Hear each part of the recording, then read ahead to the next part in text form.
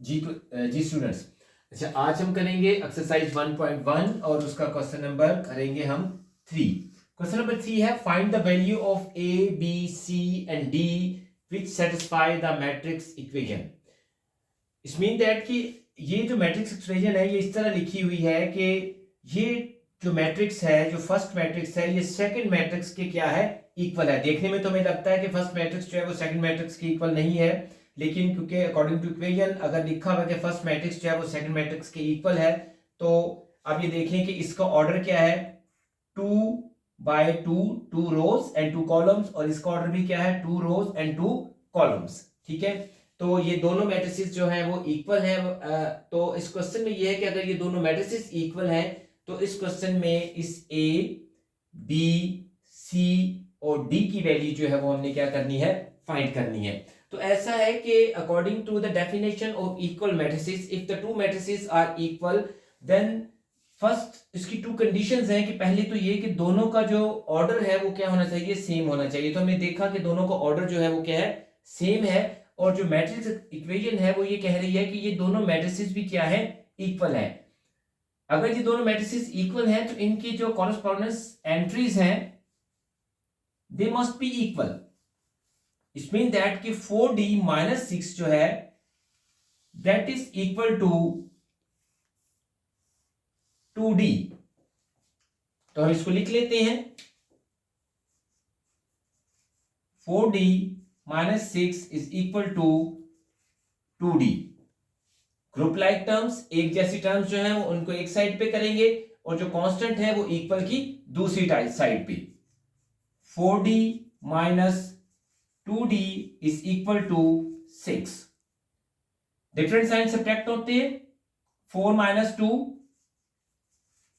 2d is equal to 6, और d की value find करने के लिए 6/2, then d is equal to 2 3 6।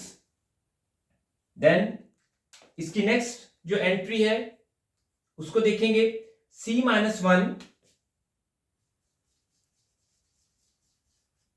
c - 1 is equal to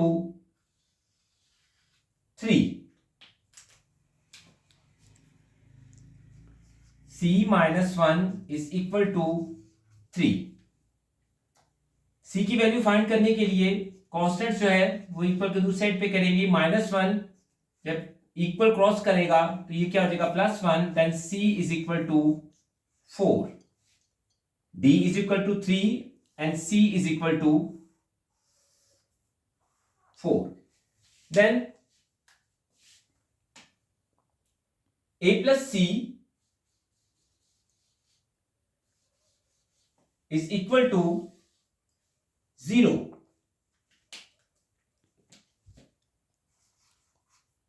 a plus c is equal to 0। इस equation में हम क्या करेंगे, c की वैल्यू पुट करेंगे, और c की वैल्यू इससे जो प्रीवियस स्टेप था वहां पे हम फाइंड कर चुके हैं। हम यहां पे लिखेंगे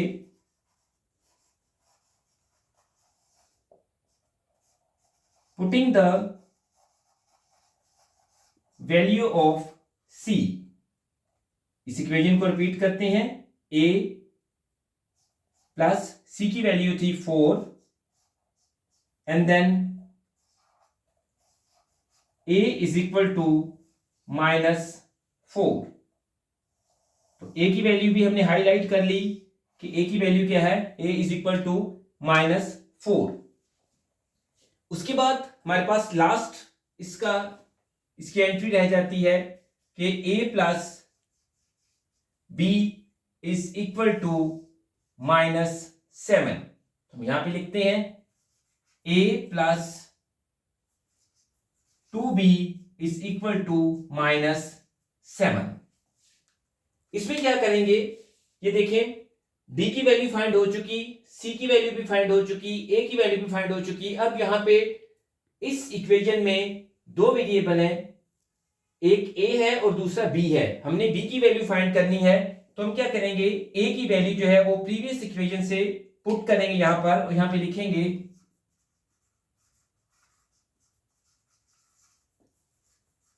पुटिंग द वैल्यू ऑफ ए की वैल्यू प्रीवियस इक्वेशन में क्या थी, -4, ए की जगह पर -4 पुट किया, a plus 2b is equal to -7, group like terms, 2b is equal to -7 plus 4, 2b is equal to, different sign subtract होते हैं, आंसर पर जो होता है वो बड़ी वैल्यू का साइन लगता है, -3 and b is equal to -3/2। तो इस तरह सारे जो इसमें थे वेरिएबल्स थे a b c d, उसकी वैल्यू फाइंड हो चुकी है। a की value -4, b -3/2, c 4 and d is equal to 3।